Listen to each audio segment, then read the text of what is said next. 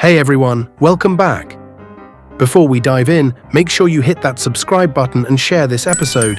What I'm about to tell you will completely change how you read health news forever. You know that story we've heard our entire lives that fat is bad for you? Well, it's time to rethink everything, and I'm going to show you exactly how to spot the difference between bad science and good science. Let's go.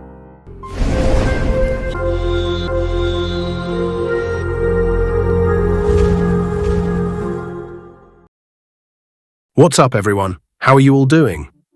Let's have a serious and super important conversation today. You know that story we've been hearing forever that fat is bad?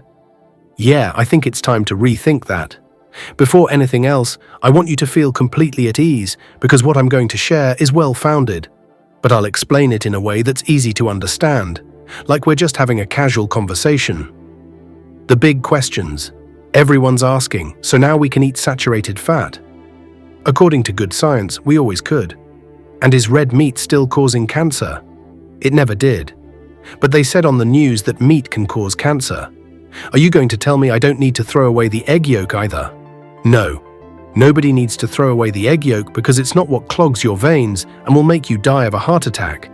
And you also don't need to worry anymore when eating red meat because that's a huge myth produced by sensationalist or poorly informed research and journalists. And so we don't get fooled anymore. Today we'll learn to differentiate bad science from good science. The problem with health news. However, maybe you're already tired of seeing news based on scientific studies that don't seem to make much sense. Maybe you've also lost faith in this type of information with so-called scientific bases and keep repeating phrases like, "Since everything is bad for you, kills you, or makes you fat, I'm just going to keep eating everything and be happy." I get it.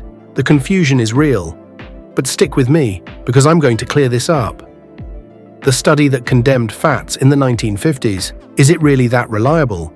Back in the 1950s, there was a study that basically condemned all fats. It was like a movement that changed everything in the world of health and nutrition. From that point on, those scary headlines started appearing saying that fat was the villain of the moment. But you know what the problem is?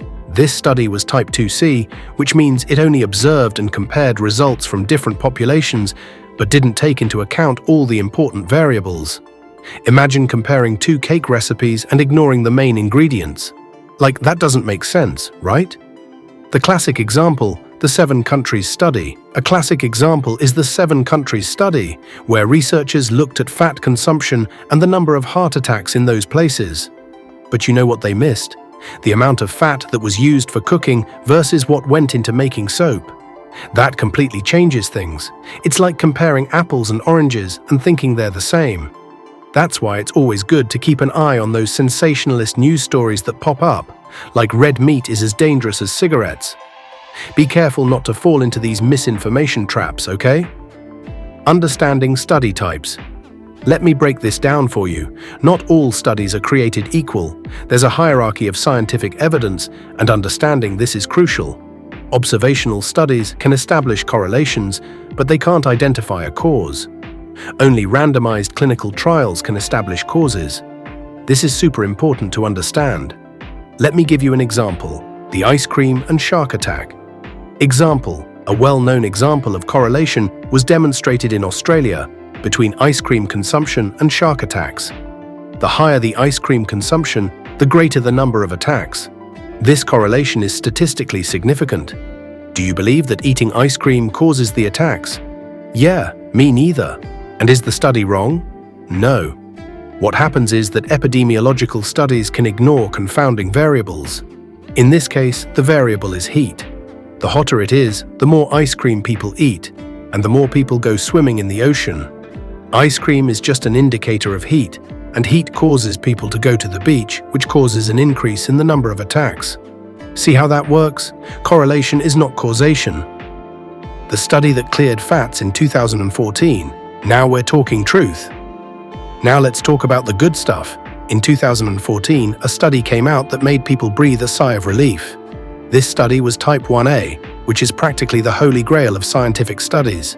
For you to understand, this type of study is a systematic review of randomized clinical trials, type 1B, which are already very reliable on their own.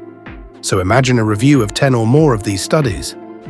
It's like a super analysis that combines all possible data to reach a conclusion. And check this out. This 2014 study reviewed 72 other studies involving about 600,000 people in 18 countries. Among them were 27 Type 1A studies. In other words, it was gigantic and super reliable work. What did they conclude? And what did they conclude? That there is no evidence that saturated fat in the diet increases the risk of heart attacks or other cardiovascular events. And more, there's also no evidence that consumption of unsaturated fats, like margarine and vegetable oils, protects against heart disease. The real villain actually is trans fats. Those really are terrible for you. The LDL cholesterol nuance. Another interesting point is that saturated fat can increase LDL, which is the bad cholesterol.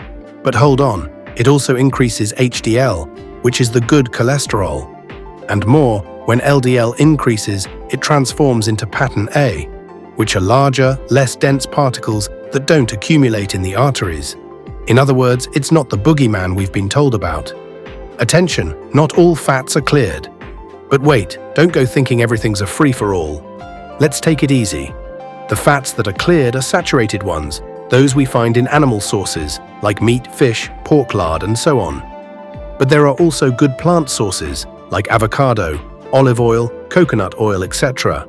Now trans fats, margarine, and hydrogenated vegetable oils, those are out of the question. These oils, like canola, soy, and corn, are rich in omega-6, and that can trigger inflammation throughout the body. Nobody wants that, right? Let's recap what's approved and what's not. So let's quickly recap what's approved and what's not. Approved: butter, avocado, olive oil mayonnaise, olives, nuts, walnuts, seeds, coconut oil, coconut milk, animal fat, like pork lard and bacon, cheeses, heavy cream, natural yogurt, sour cream, curd. Not approved: margarine, hydrogenated or trans vegetable fat, canola oils, soy, corn, sunflower, and other super-processed vegetable oils. Pretty clear, right? The hierarchy of scientific evidence. Now let me explain the types of studies that exist. There are 2 studies that have more value than usual. That is, they have more scientific impact than others. Epidemiological studies. These serve to raise hypotheses but don't establish cause and effect. They establish a correlation. Correlation is not cause. Observational studies can establish correlations, but they can't identify a cause. Randomized clinical trials. Only randomized clinical trials can establish causes. These are prospective randomized studies, or clinical trials. This is the holy grail of medical research. Here, a large group of people is randomly assigned to 2 groups.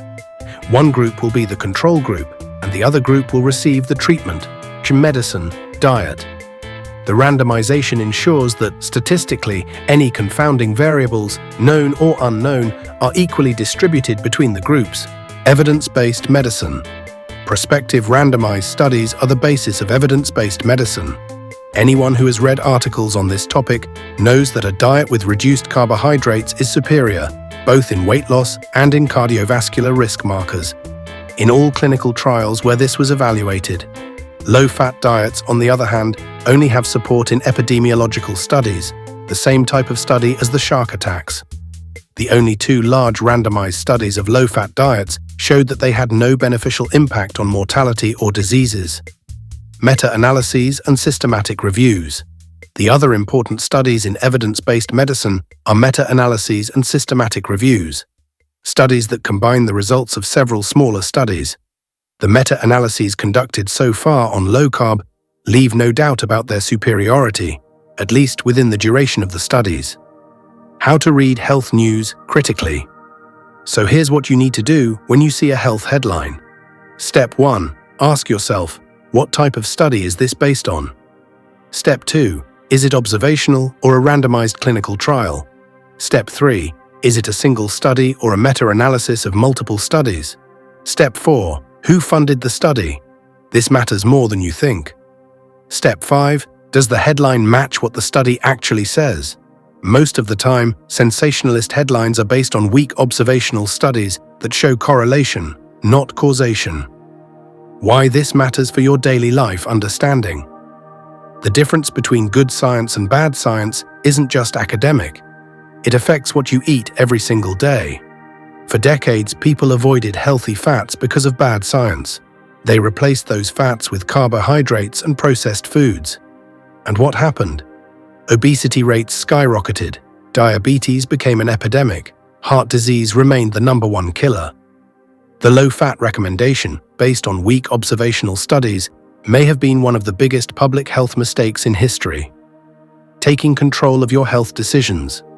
Now that you know how to differentiate good science from bad science, you can make better decisions. You don't have to be afraid of eating eggs with the yolk.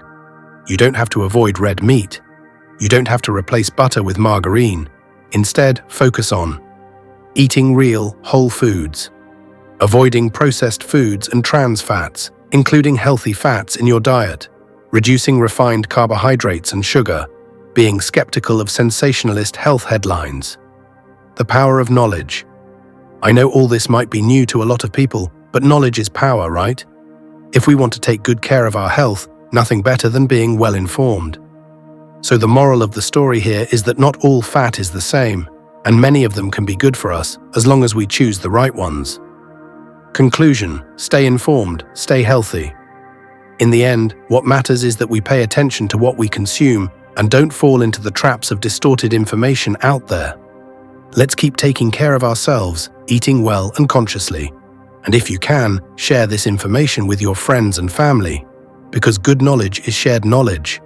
After understanding the difference between observational studies and randomized clinical trials, I'm sure you'll change the way you view these studies that sometimes claim one thing and then claim exactly the opposite. Remember, correlation is not causation. Just because two things happen together doesn't mean one causes the other. Look for randomized clinical trials and meta-analyses. Those are the gold standard. Be skeptical of headlines, read beyond the sensationalism, and most importantly, trust good science, not bad science. And there you have it, folks. The key to differentiating bad science from good science. If this episode opened your eyes to how scientific studies really work, please hit that subscribe button right now and share this podcast with everyone you know. This is information that could literally change lives. Drop a comment and let me know. Have you been avoiding certain foods because of bad science? Are you ready to start reading health news more critically? Until next time, remember, not all studies are created equal. Look for the randomized clinical trials, look for the meta-analyses, and don't believe everything you read in a headline. Stay informed, stay healthy, and I'll catch you in the next episode. Big hug and see you next time.